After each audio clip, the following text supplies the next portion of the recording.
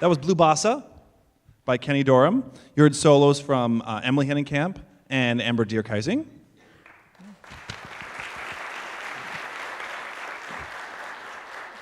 It was written in 1963. It's a blend of hard bop and bossa nova. The next piece we're going to play is Bluesette, which was written by Gene Thielemans, which is also lovingly known as Toots Thielemans, which I find endearing and cute. Written in 1962, you'll hear solos from Hannah Wohlers, Wyatt Salzer, and Emily Hennenkamp.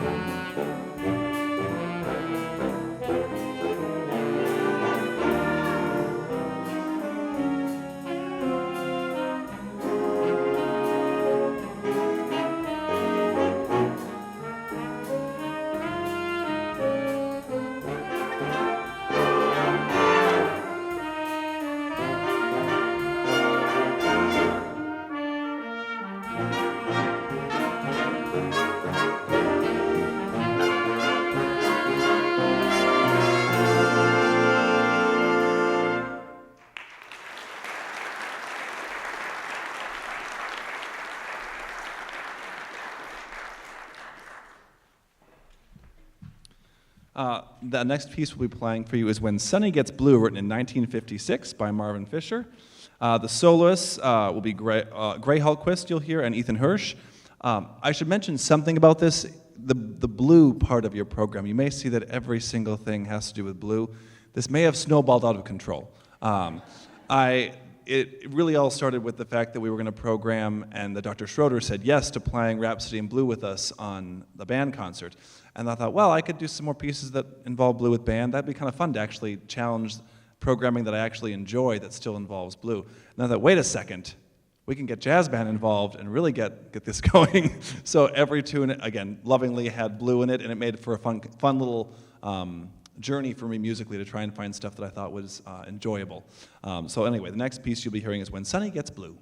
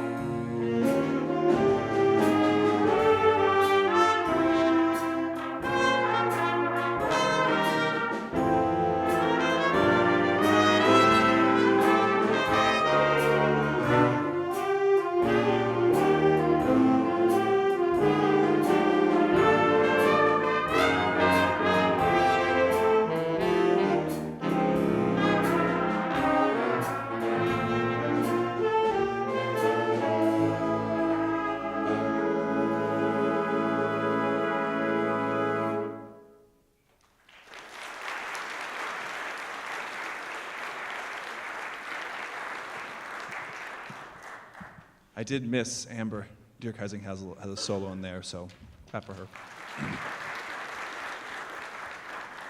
Blue Skies, the oldest tune on this program, was written in 1926 as a last-minute addition to a Rodgers and Hart musical called Betsy.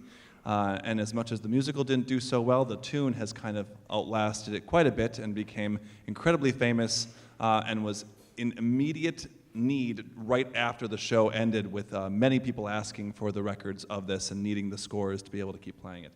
Where are my soloists? My soloist is Wyatt Salzer for this one, so I hope you like Blue Skies.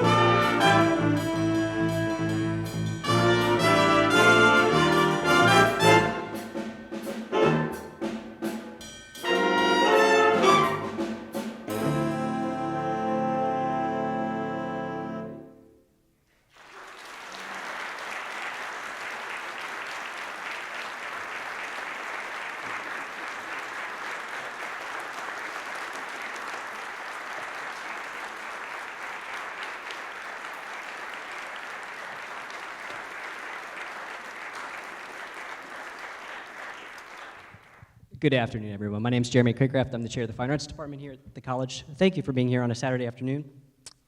It's nice to have you here today. I am the director of this group, and I'm happy to introduce a guest today. We are joined by my friend, Matt Groom. Matt is a local percussionist drummer and plays with several groups around, including Brianne Marie, and there's a connection to CSS there. And Matt's been playing with us over the years, and thank you, Matt, for sitting in today and playing this.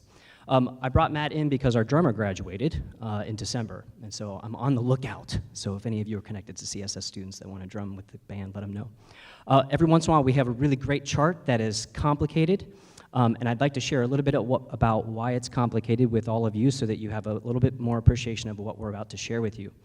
The rhythm that this next chart is based on, Afro-Blue, is called the Afro-Cuban 12/8. And as I tell students on occasion, if I was deserted on an island and I could only take one rhythm with me, this would be the one.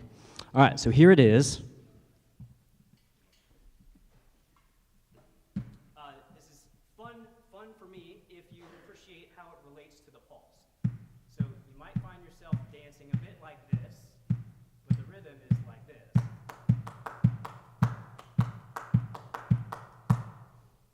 Cool, right? It's 1, 2, 3, 4, 5, 6, 7, 8, 9, 10, 11, 12. Got that? Of course you do. I'll slow it down a little bit, and then for funsies, join me, and let's see if we can clap this once together. Here's the whole thing, just one time without it being wrapped around and cyclical. One time it's single, single, double, single, single, single. 2, ready, go. And then the fun part, of course, is that that last note is 12, which means when it cycles around, which we do, of course, every measure, the 12 goes into 1. So it creates the impression of a single, single, double, single, single, double, single, double, single, single, double. Good luck. Yeah. You need to not have a problem with that, just so you know.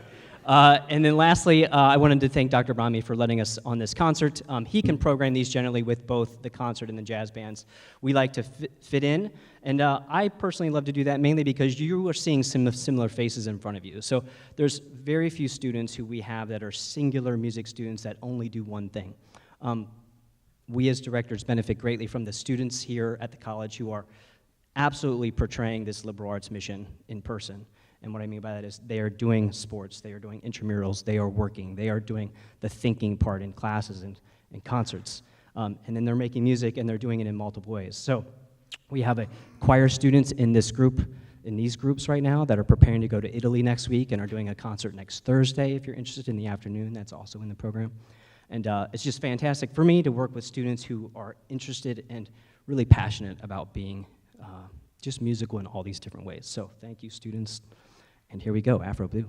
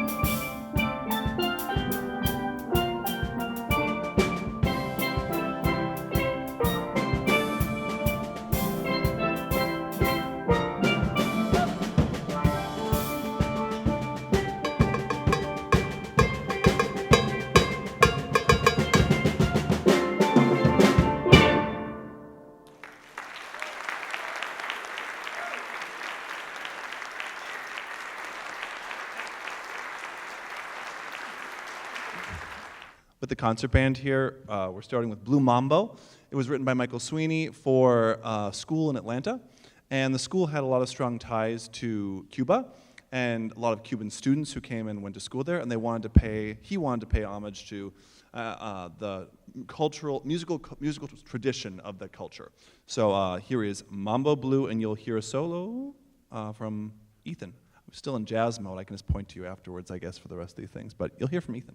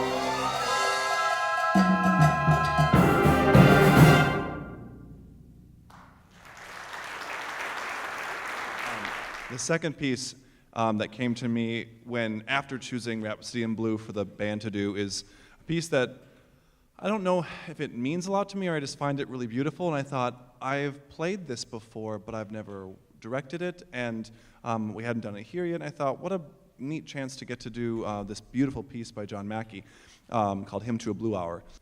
So the Blue Hour is an oft poeticized moment of the day, a lingering twilight that halos the sky after sundown, but before complete darkness sets in. It is a time of day known for its romantic, spiritual, and ethereal connotations, and this magical moment has frequently inspired artists to attempt to capture its remarkable essence.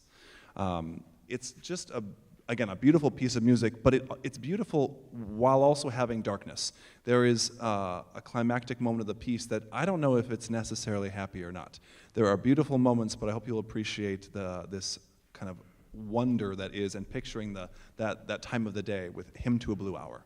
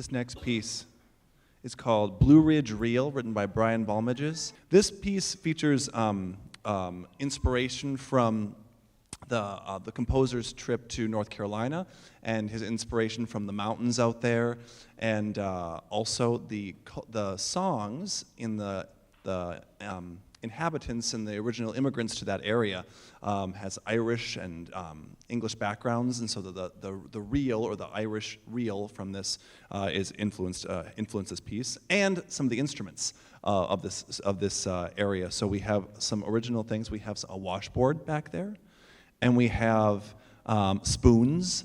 You will hear spoons. So some extra interest. So I hope you enjoy Blue Ridge Reel.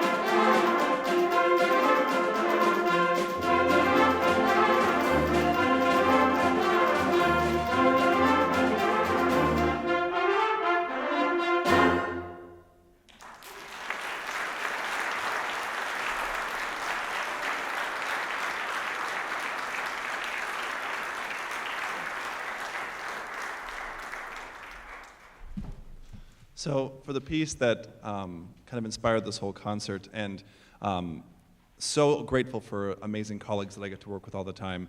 I had asked Dr. Schroeder if she would be willing to do this with us. This is not something she gets like extra for. It doesn't count into your light teaching load. This is just for fun. This is just like, will you prepare a really difficult solo for us to do together, and just do it out of the enjoyment of getting to make music together. And she was fully on board. But this piece, does anybody know the original instrumentation, the original composition of Rhapsody in Blue, what it was written for? No. That was second, just 2 years later. Piano solo, yes, absolutely. But piano and jazz band. The composer had heard, a big band leader had heard Gershwin's music and was like, hey, you should. Actually, he heard an opera of his that was a flop. And it was like, wait a second, you should write this kind of music for a big band. And so the original version is actually for big band and and piano solo. And then thankfully we have now heard, it has turned into this massive, amazing piece. Have any of you seen the movie Fantasia, 2000? It's featured in that movie in a fantastic film version with a movie to watch. If you haven't seen it, check it out. And it has just permeated our culture so that it's when we think of Americana music, this is the kind of music we think about when we think Americana. So if you would do me a great honor and welcome put your hands together as we welcome to the stage Dr. Jessica Schroeder for Rhapsody in Blue.